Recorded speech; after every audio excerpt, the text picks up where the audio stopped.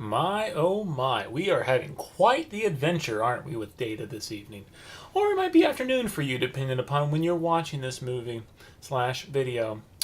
Back to our journey of merging the data files. So just to recall up to this point, we've taken the social vulnerability index, we've downloaded it from Blackboard, we have opened it, we have aggregated the data file because it was discovered that our two data sets were not having the same unit of analysis.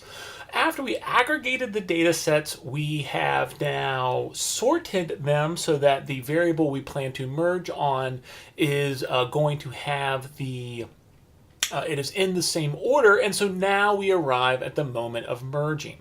And so here we see our SVI FIPS data file. This is the data file we created in part 2. And so from here we want to begin our merge process, and to do that again we're going to go back to Data, Merge Files, Add Variables. Again, that's Data, Merge Files, Add Variables. The variable file that we're interested in merging with is already open. We opened it during part 2, and that's our US presidential elections data file. And so we're going to go ahead and highlight that and click Continue. And now once we're in here, we're going to take note that yet again we see that we do not have any similarly named variable. This is unfortunate, but this is something that we can remedy very easily in this screen. And so we want to go ahead and identify the two variables we're interested in merging on. And those two variables are our county, the STC and TY from our SVI data set. And then if we scroll down here to the very bottom, we'll see the variables that we're about to add. And any variables that you're about to add to the data file, you can tell based upon the plus sign indicating these are about to be added to your data file. And at the very bottom, we have the combined FIPS variable. And so these are the two variables we are interested in merging on. I'm pulling them back over here because what I want to do is I want to go ahead and rename each of them.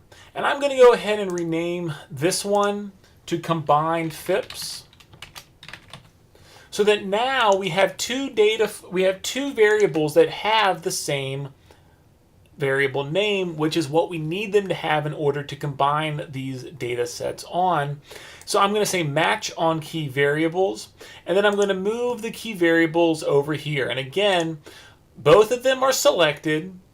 I'm renaming STCNTY to combined underscore FIPS, which is the same name as we have and from our US presidential election data set. I've highlighted these both. I've selected match cases on key variables. This is to say that the cases are or it tells it that we're going to specify the variable to match on, and then I can also click that cases are sorted in the order of the key variable. And again, that was the sort function we did, was to make sure that both of the data sets were correctly sorted. And so once I've done these, I can press this arrow down here, and it's going to give me an error because it hates me tremendously. Pausing to fix. And we're back. So I paused briefly to take a look and see what's going on here.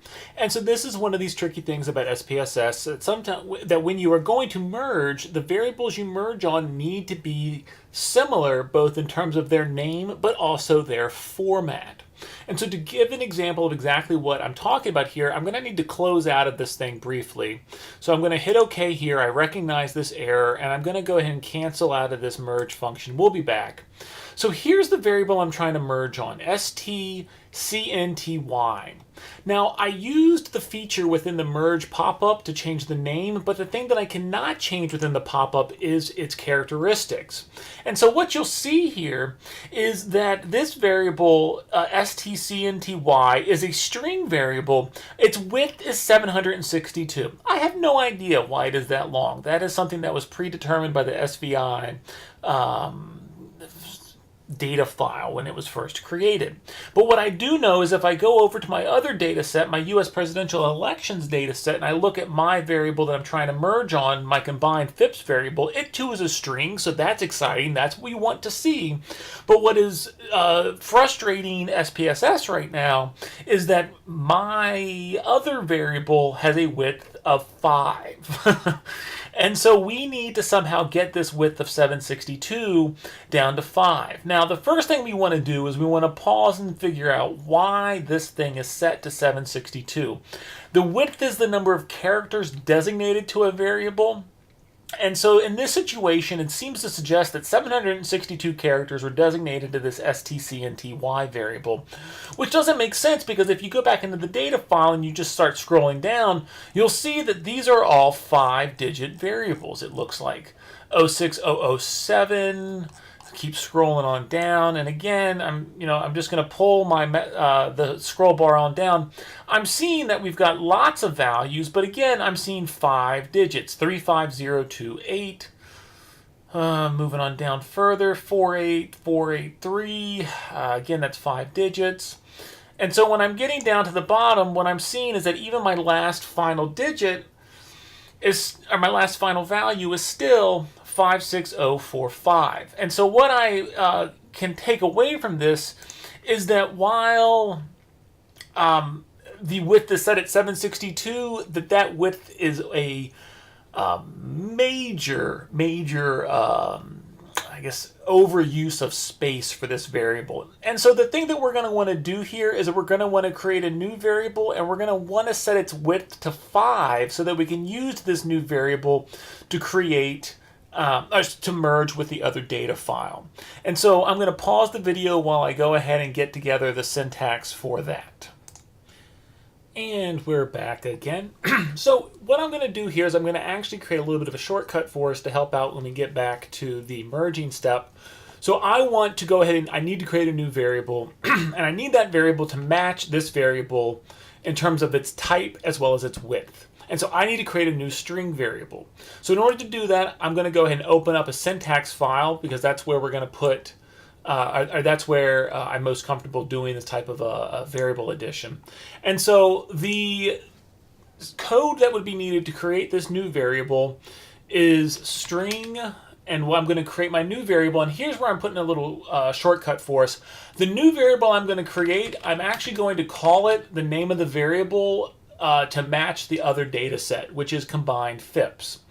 And after that, I need to specify my format, and I just know from my years of SPSS and a little bit of Googling that the format I want to specify for this variable is A5. And so I've put A5 inside parentheses, and then I'm going to put a period, and then I'm going to put an execute.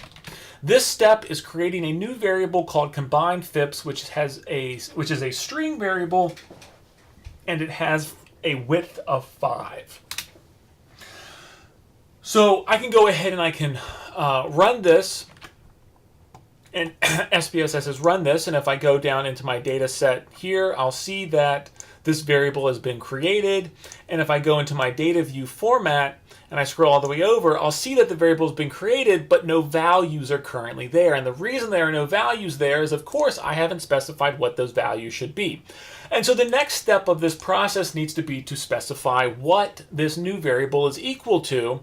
And so in order to do that, I enter the word compute, my new variable name, which is combined FIPS, and I say what that variable is equal to, and it is equal to the old variable stcnty, and then I put a period at the end of the statement, and then I put an execute underneath of that. And the execute is just telling SPSS to go ahead and run the command when I highlight, to run what I've highlighted.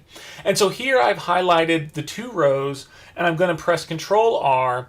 SPSS has run this new command, and now what I see when I look over here in the data file is that I actually have those values plugged in here. And if I go to variable view, I'll see that my new variable combined FIPS is a string variable and has a width of 5, which is equivalent to the width, which is equivalent to the type and width of the combined FIPS in the other data file. And so now we have arrived at the spot where we have our 2 data sets there at the same unit of analysis. I've got the same variable appearing in both data files. It is of the same type, it is of the same width, and our next journey will involve finally merging these 2 data files together.